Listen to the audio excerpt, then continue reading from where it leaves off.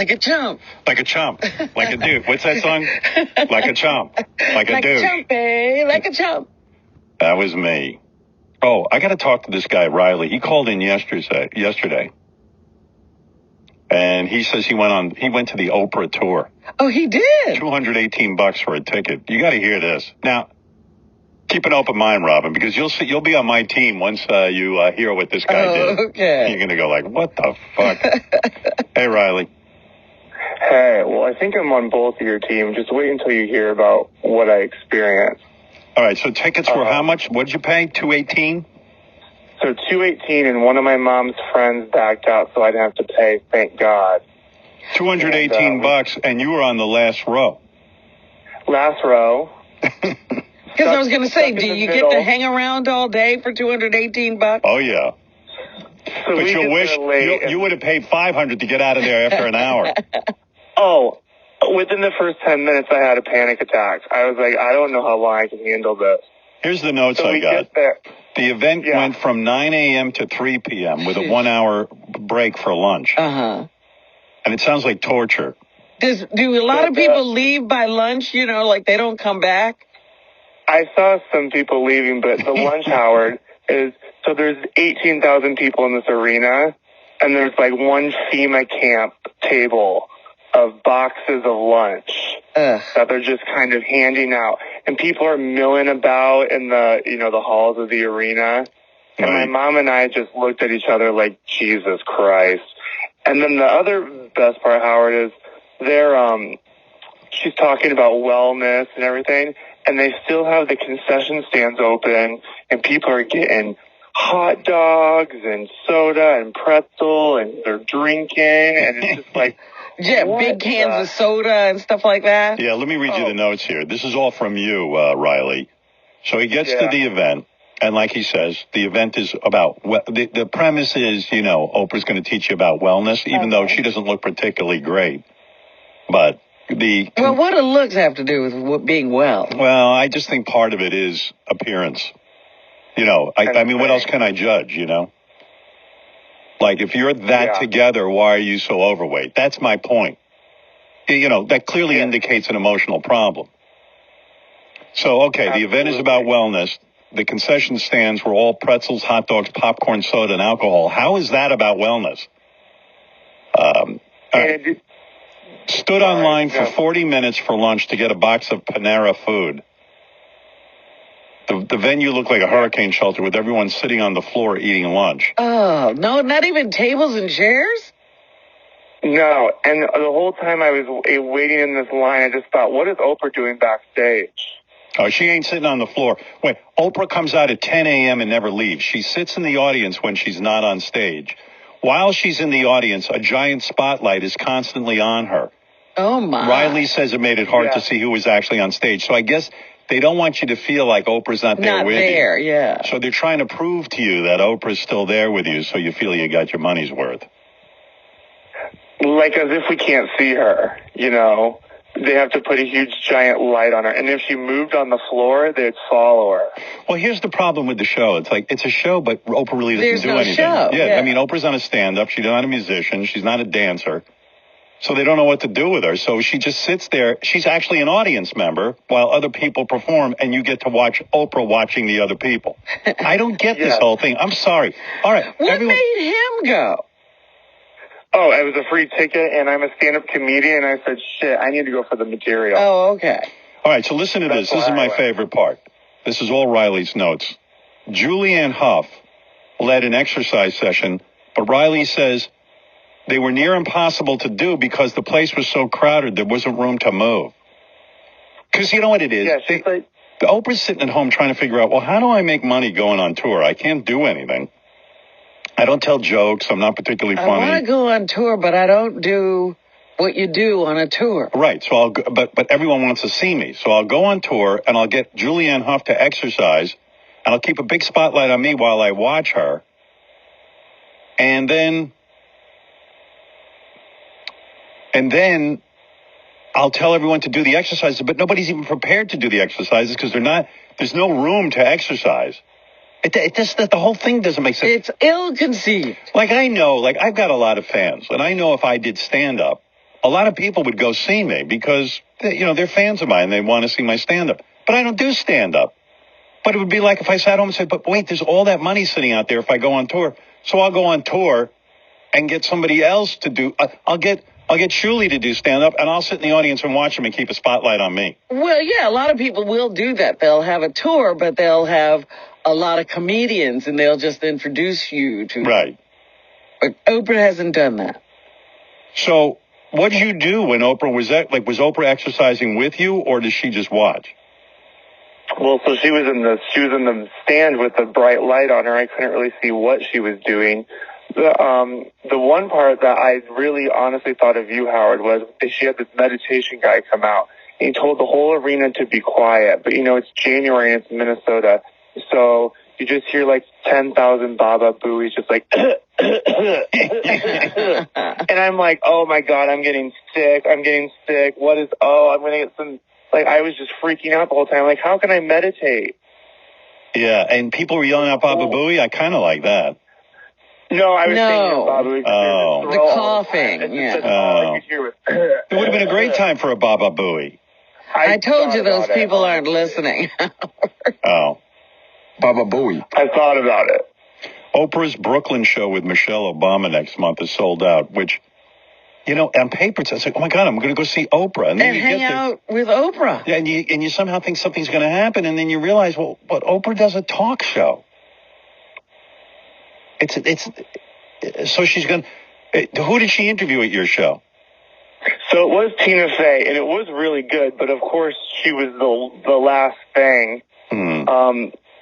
And she was good, but I could listen to her more. But this is the best part, Howard. So at the end, Tina leaves, and Oprah starts showing photos of her mansion to us.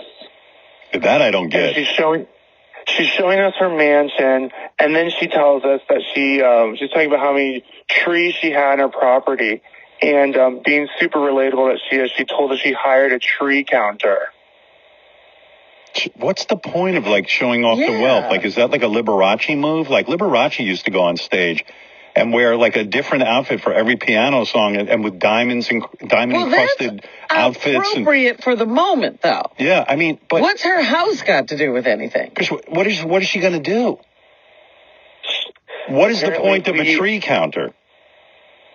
She wants to know how many trees she had on her property. But I have property. Why do I don't know how many trees I have. I don't either. Why does she want to know that? But why does she have to tell you she hired somebody to count the trees? Exactly. That's a weird question, Robin, because we need to ask her that. She needs to come in here. Oprah, you have a tree counter. Why? And why do you need to tell people you have a tree counter? Because most people don't even have a tree. Because they're broke. Well, here's the sad truth about America. There's a ton of people who are broke. And when you're up on stage telling them that you hired a tree counter, you're like, hey, Oprah, I'll do that. How much does it pay? I can count your trees for you. Yeah, and the people there didn't seem like they were flying private after the event, which she also told us she was going to do. And I was like, that's relatable. Why does she tell you she's flying? Does she show you pictures of her private plane? I wish, because I would love to see. She just told us, she goes, when I fly home on my private jet tonight and I go home and go through my gate and see my trees, I get so excited and I'm blessed every time. It was like her Instagram Live. Why is she telling people, some schlub in the audience? Who was that preacher who used to brag about all the stuff that his congregation paid for? And he said, I'm not ashamed to be rich. I'm successful, but it's... You remember there was a guy, Robin? Yeah, and I'm trying to think of who it was. Kind of reminds me of that. It's like, hey, let me show you how wealthy I am. That'll be my act. It did seem very like the Church of Oprah. But why should we worship her because she has a big house? I told you you'd get worked up like me if... Well, but this is why I don't watch. Why should I be worked up about Oprah? She doesn't deserve my workup. No, I have to monitor her if you won't. Someone here has to. If I don't monitor, who will? I refuse to let her get under my skin. There's a rumor. Did she talk about this, that her tree counter is dating the toilet paper folder at her estate? There's all kinds of romance going on there. She didn't bring that up. She didn't bring it up?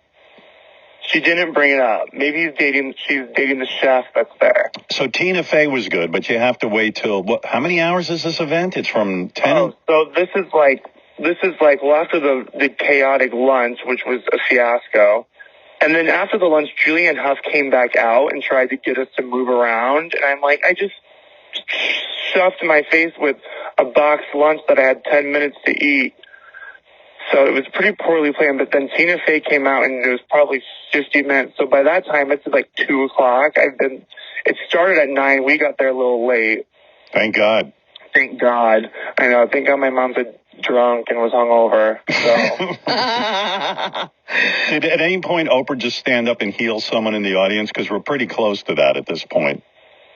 Well, so there was this workbook part. We got this bag underneath our seat, which was like stuff you get at like a Walgreens and like toiletry section. Mm-hmm. It wasn't anything special, and of course some WW snacks.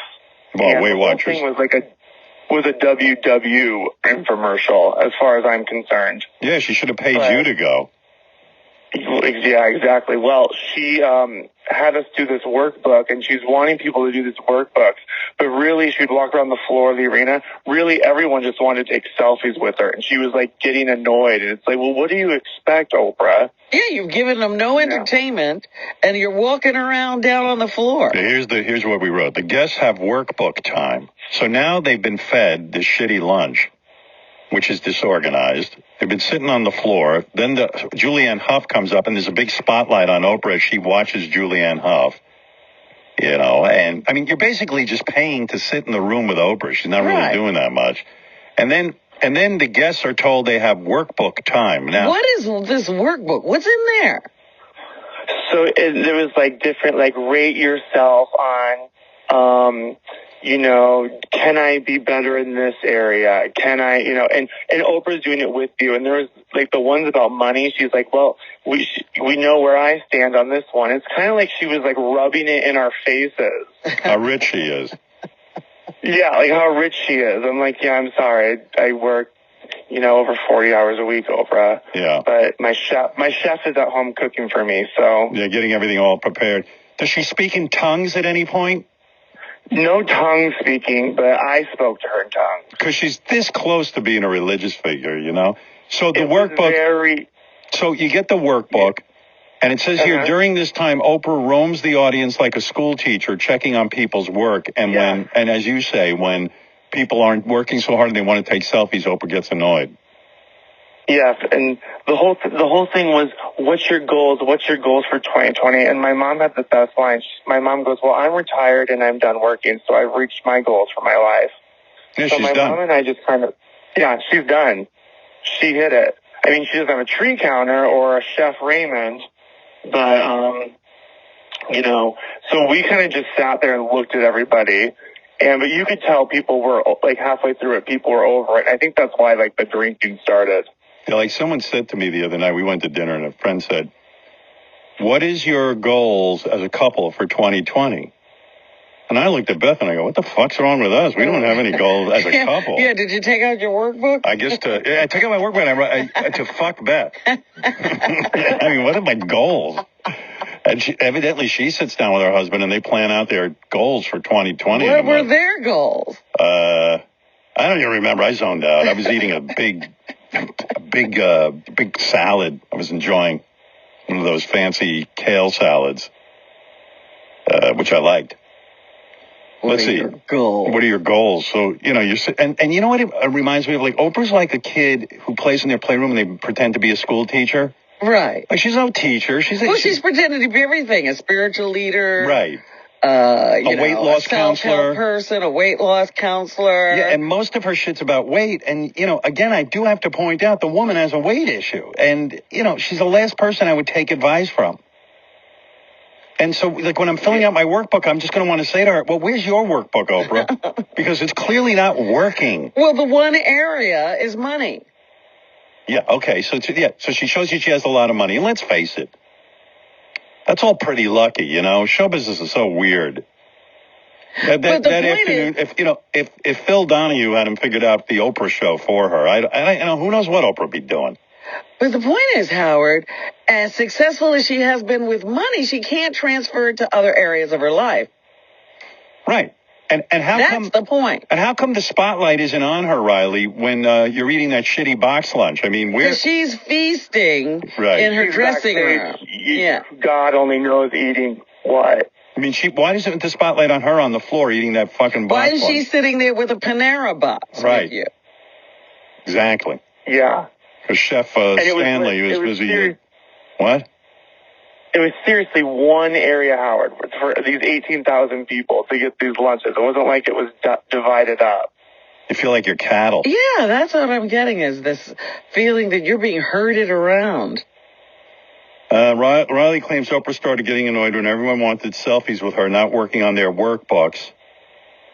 Riley says the event ends when Oprah is showing the audience photos of her giant mansion and talking about her private jet. Wow. I mean, when do you start to feel really stupid for being there? I mean, like I just really wanted to see the material and see what people were doing. Because, I mean, like Howard, I'm obsessed with Oprah's Instagram. I can't get enough of it. I promote it everywhere I go. I'm telling everyone to watch it. Me too. So when I had this opportunity, I was like, I got to see what's going on. Yeah, but I'd like to ask one of those women who really wanted to see Oprah, when do you start to feel ripped off and stupid for being there? Well, that's like saying, when do the guys who follow these tent shows, with these religious leaders, when do they start to feel stupid? And they'll tell you, I don't feel stupid. In fact, I want to give them more money. Those are good shows. They've got choirs, and the guy has a rap where he jumps up and down and screams and carries on. Oprah's not doing anything. Yeah. Hey, Riley, thanks. Yeah, thank you guys. Love you guys. Are the bathrooms horrific, too, when you have to go pee? Oh, my God. Well, the best thing about being a guy there is there was mostly women, so I just went in. But, of course, like during lunch, it was just chaos. And there's nobody folding toilet paper. I like when things are so bad the women start using the men's room. They don't care anymore. They just got to go. That started happening, too. Yeah. Like, come on in here and take a shit, ladies. Yeah. Oh, my God. Can you imagine being there from 9 in the morning till what time? 3. 3? Oh, 3. I'm serious. I almost had a panic attack. I hear you. And is Oprah selling swag, too? Like T-shirts and mugs? And all? Of course. Jesus, like you can't get that shit for free in a bag after you paid $218 for nothing? The one regret I have is not taking a picture of the bag when I got it. It was like nothing. It was like a $5 run to Walgreens, I swear. Yeah, I hear you. All that shit you throw right in the garbage. Right. Yep. And your workbook goes in the garbage, too. You know that. Oh, yeah, like workbook. What is the workbook even nicely bound? Is it something to be a nice paper? Well, it's not. It's like just like a paper, like a pamphlet you get. Right. Like at least like those blue books you used to take the exam. Yeah, the shitty blue books. You don't even want to go near the paper. Like, all right, give me a nice journal if you're all about that, Oprah. Well, it's like, where am I going to ride on this? I'm in an arena seat, and I'm like 6'4". I'm like, I can't fucking move and circle these, Oprah. And also, like, maybe you're writing down something personal and who wants to be an asshole looking over your shoulder? Exactly. Yeah, I hear you. Thanks for sharing, Riley. All right. Thank you, guys. Love you guys so much. Later. Bye. Poor Riley. Wasted a day of his life. That's what you can't get.